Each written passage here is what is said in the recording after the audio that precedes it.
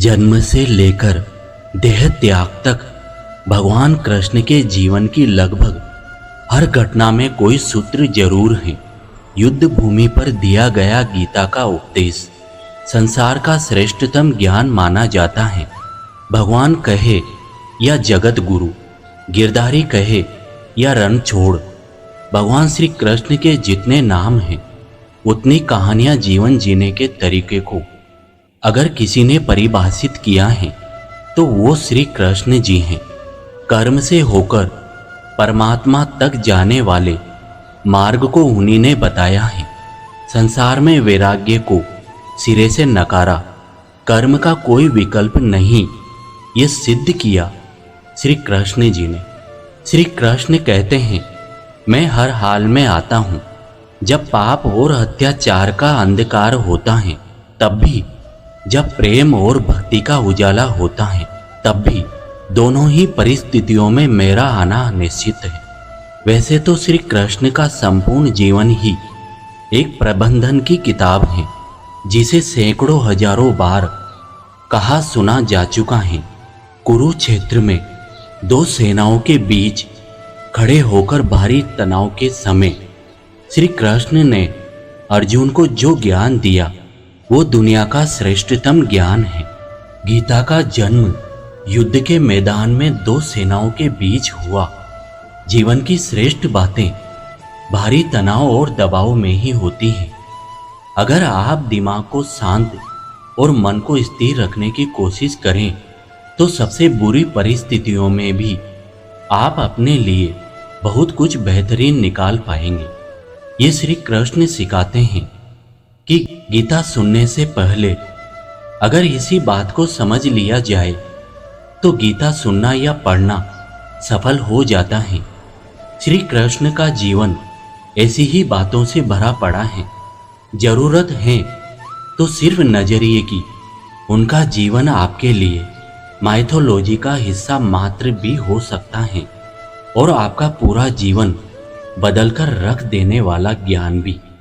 आवश्यकता हमारी है, हम उनके जीवन से लेना क्या चाहते हैं।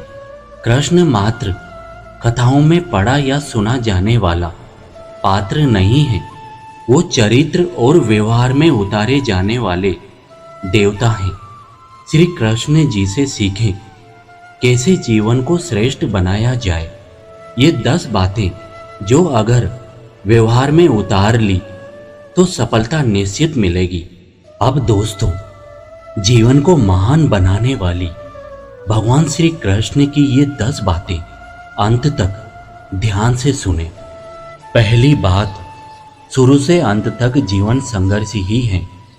कारागृह में जन्मे श्री कृष्ण पैदा होते ही रात में यमुना पार कर गोकुल ले जाए गए। तीसरे दिन पूतना मारने आ गए। यहां से शुरू हुआ संघर्ष देह त्यागने से पहले द्वारिका डुबोने तक रहा। श्री कृष्ण का जीवन कहता है कि आप कोई भी हो, संसार में आए हो तो संघर्ष रहेगा।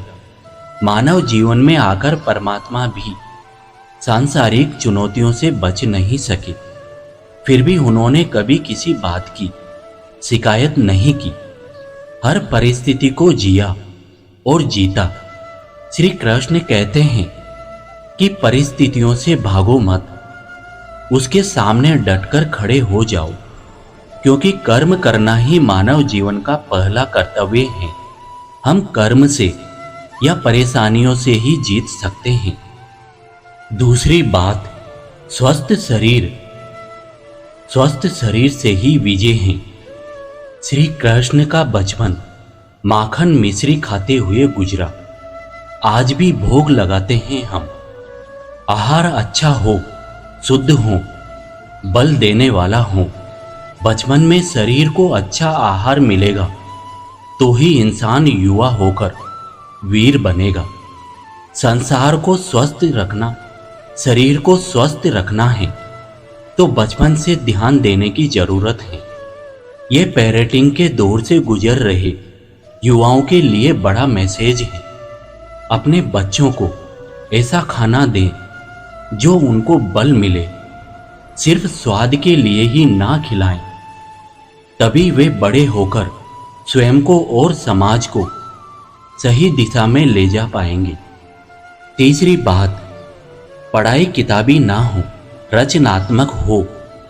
श्री कृष्ण जी ने अपनी शिक्षा मध्य प्रदेश के उज्जैन में सांदीपनी ऋषि के आश्रम में रहकर पूरी की थी।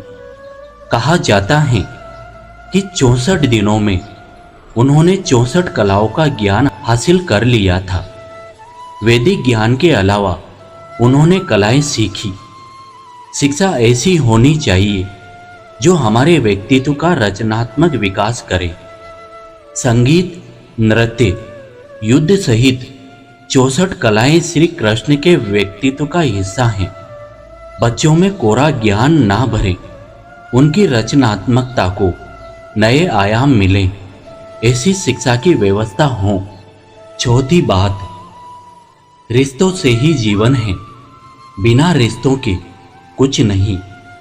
श्री कृष्ण जी ने जीवन भर कभी उन लोगों का साथ नहीं छोड़ा जिनको मन से अपना माना। अर्जुन से वे युवावस्था में मिले, लेकिन अर्जुन से उनका रिश्ता हमेशा मन का रहा।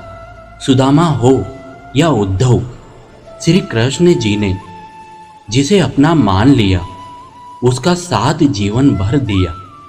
रिश्तों के लिए श्री कृष्ण जी ने कई लड़ाइयाँ लड़ी और रिश्तों से ही कई लड़ाइयाँ जीती। उनका सीधा संदेश है कि सांसारिक इंसान की सबसे बड़ी धरोहर रिश्ते ही हैं। अगर किसी के पास रिश्तों की थाली नहीं है तो वो इंसान संसार के लिए गैर जरूरी है।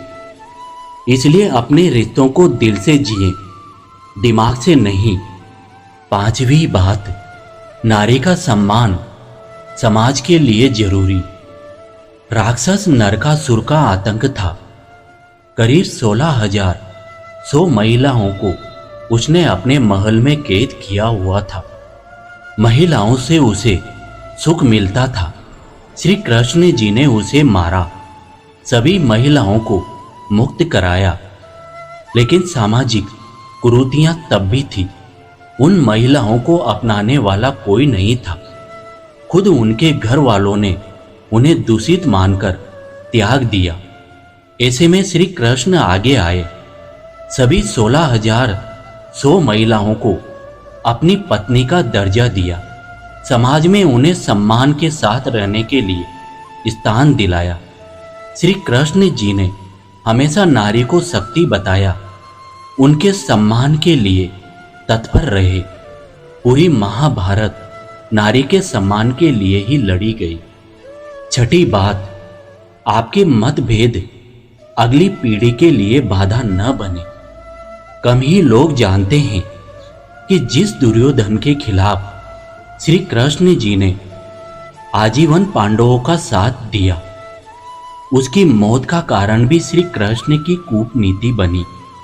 वही दुर्योधन रिश्ते में संबंधी भी था।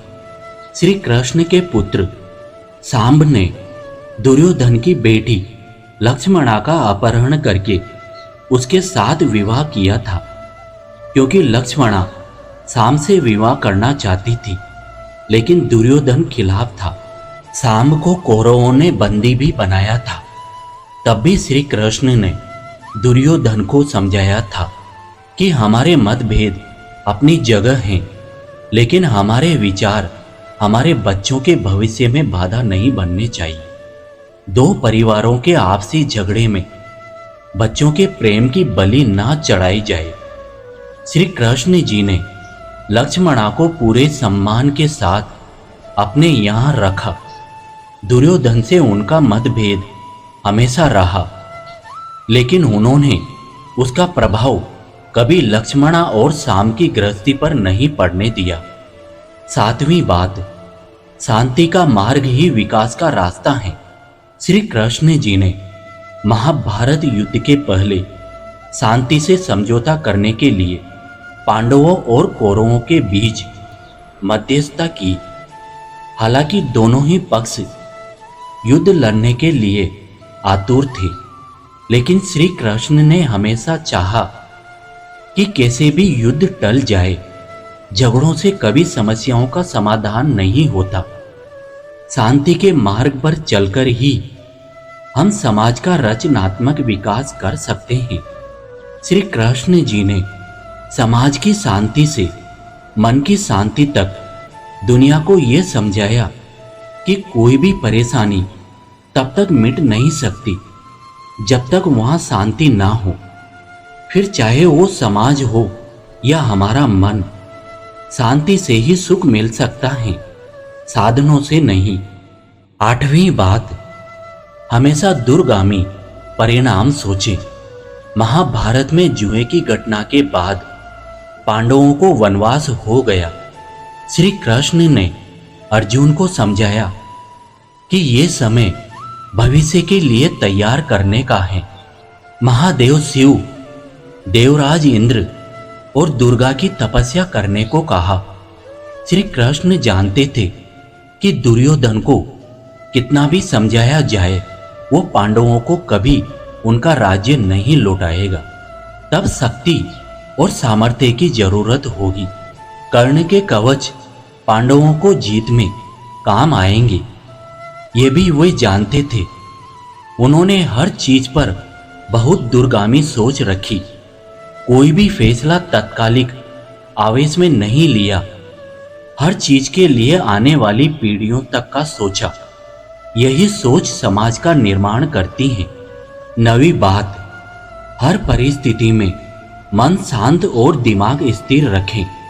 पांडवों को राजसूय यज्ञ में शिशुपाल श्री कृष्ण को अपशब्द कहता रहा। छोटा भाई था, लेकिन मर्यादाएं तोड़ दी। पूरी सभा चकित थी, कुछ क्रोधित भी थे, लेकिन श्री कृष्ण शांत थे, मुस्कुरा रहे थे। शांति दूत बनकर गए तो दुर्योधन ने अपमान किया। श्री कृष्ण शांत रहे। अगर हमारा दिमाग स्थिर है, मन शांत है, तभी हम कोई निर्णय ले पाएंगे। आवेश में हमेशा हादसे होते हैं, ये श्री कृष्ण सिखाते हैं। विपरीत परिस्थितियों में भी कभी विचलित नहीं होने का गुण श्री कृष्ण जी से बेहतर कोई नहीं जानता। 10वीं बात, लीडर बने, श्रेय होने की होड़ से बचे। श्री कृष्ण जी ने दुनिया भर के राजाओं को जीता था। जहां ऐसे राजाओं का राज था जो भ्रष्ट थे, जैसे जरासंध, लेकिन कभी किसी राजा का सिंहासन नहीं छीना। श्री कृष्ण के पूरे जीवन में कभी ऐसा नहीं हुआ कि उन्होंने किसी राजा को मारकर उसका शासन खुद लिया हो। जरासंध को मारकर उसके बेटे को राजा बनाया, जो चरित्र का अच्छा था। सभी जगह ऐसे लोगों को बिठाया जो धर्म को जानते थे। कभी किंग नहीं बने, हमेशा किंग मेकर की भूमिका में रहे। महाभारत युद्ध में भी खुद हथियार नहीं उठाया, पूरा युद्ध कूटनीति से लड़ा। पांडवों को सलाह देते रहे, लेकिन जीतने का श्रेय भीम और अर्जुन को दिया। दोस्तों, अब इन आखिरी शब्दों में आपको बहुत बहुत धन्यवाद देता हूं। इस वीडियो को हम यहीं पर विराम देते हैं। आशा करता हूं कि इस वीडियो से आपको कुछ सीखने को मिला होगा। मिलते हैं अगले नए वीडियो के साथ। तब तक आप अपने स्वास्थ्य का ध्यान रखें। जय श्री कृष्ण।